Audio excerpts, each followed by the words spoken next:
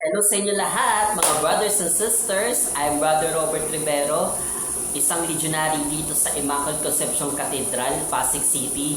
I've been serving Legion of Mary for many years na at masasabi ko na maganda dito sa Legion of Mary.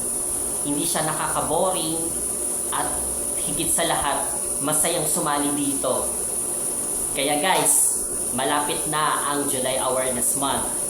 Inibitahan ko kayo guys na lumahok kayo dito sa gagawin naming July Awareness Month dito sa Immaculate Conception Cathedral dito sa Pasig City.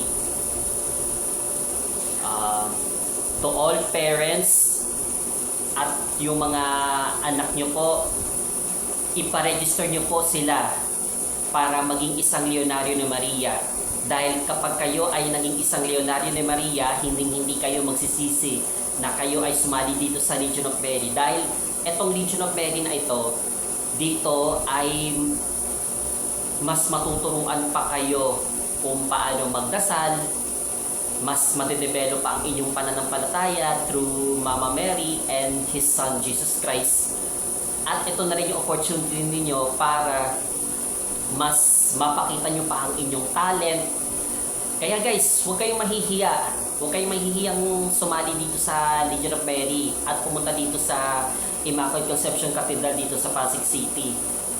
Huwag kayong mahihiya guys.